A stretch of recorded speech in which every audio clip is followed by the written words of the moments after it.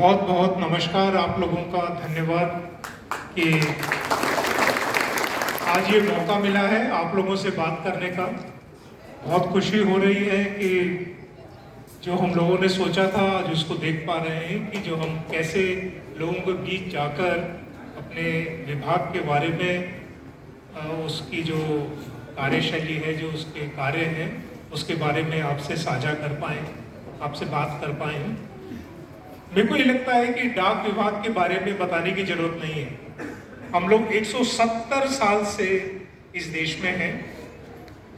विश्व का सबसे बड़ा डाकघर नेटवर्क हमारा है भारत का। 1,60,000 पोस्ट ऑफिस हैं देश में, 1,60,000।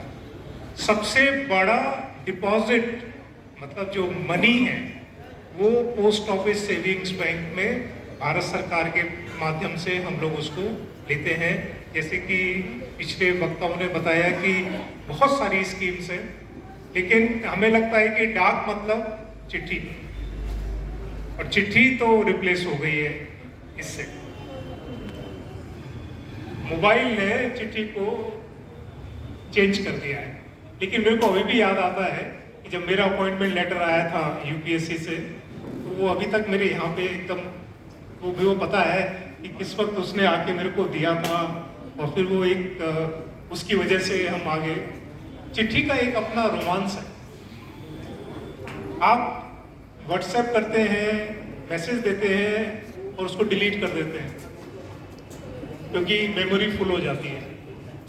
मेमोरी फुल हो जाती है तो आप डिलीट कर देते हैं, फिर उसका कुछ नहीं है, वो दिखाई नहीं देता है, याद भी नहीं रहता है।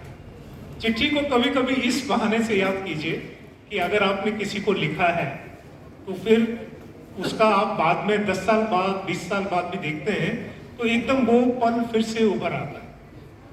वो आपको एकदम से ऐसा लगेगा कि मैं उसी क्षण में, उसी दिनों में अपने जो भी उम्र का पड़ाव है उसके बारे में उसको फिर से आप याद कर लेते हैं। तो मेरे को लगता है कि कमर्शियल मेल नहीं है, लेकिन पर्सनल मेल अभी भी उतनी ही इम्पोर्टेंट है, उतनी ही महत्वपूर्ण है। कभी आप किसी को लिखिए जिनसे आप फोन पे बात करते हैं, ऐसे ही ट्राई कीजिए। जिसको आपने बहुत दिनों से नहीं लिखा उसको एक पत्र लिखिए, फिर देखिए आपके पास फोन आएगा, अरे चिट्ठी लिख दी आपने, और वो चिट्ठी वो संभाल के रखते हैं। मैं एक बात कहना चाहता हूँ कि डाक विभाग केवल चिट्ठी बांटता, चिट्ठी को ले जाता और अच्छे से डिलीवर नहीं करता है, पार्सल भी हैं।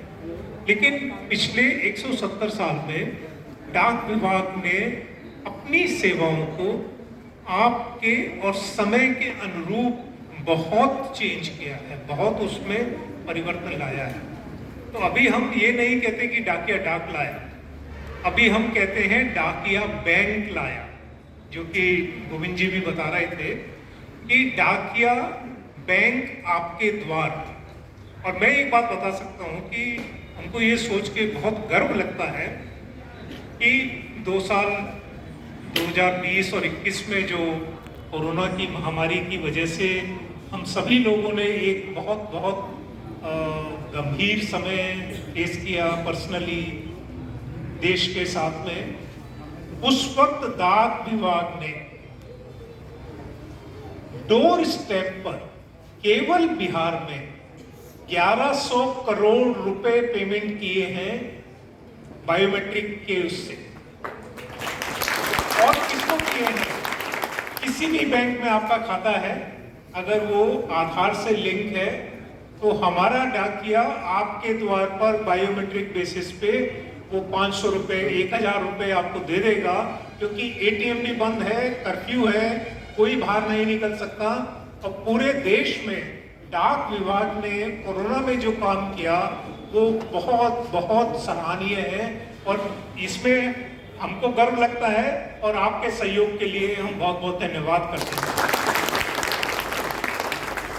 डाक विभाग अभी ऐसा हो गया है कि जैसे आप मॉल में जाते हैं ना, वो जो मल्टी शॉप्स होती हैं, वही है। आप देखिए यहाँ पर भी एकदम वही लगा हुआ है। आप डाक तो कर ही सकते हैं, इंश्योरेंस ले सकते हैं, बैंक हमारा जो इन्वेस्टमेंट बैंक है उसको ले सकते हैं, रेकरिंग डिपॉजिट है, सुकन्या समृद्धि है, पीपीएफ है, आपका टीडी है, उसके अलावा जो पेमेंट बैंक है, पेमेंट बैंक मतलब डिजिटल बैंक। आपको कहीं जाने की जरूरत नहीं है, आपके घर पे अकाउंट ओपन हो जाएगा। आपको पूरी डिजिटल बैंकिंग सुविधा आपके मोबाइल पे ऐप से मिल सकती है, आपके द्वार पर पोस्टमैन से मिल सकती है। तो ये जो डिजिटल बैंक जो पहले शायद पोस्ट ऑफिस में थोड़ा सा एक कमी थी, उसको इस डिजिटल बैंक ने पूरा किया है।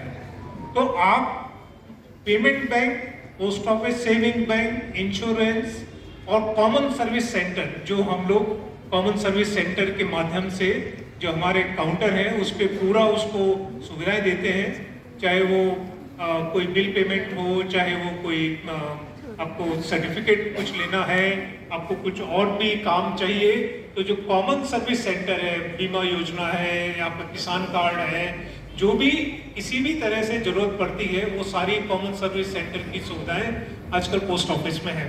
मेरे को ये लगता है कि ऐसे मेला करके, इस तरह के आयोजन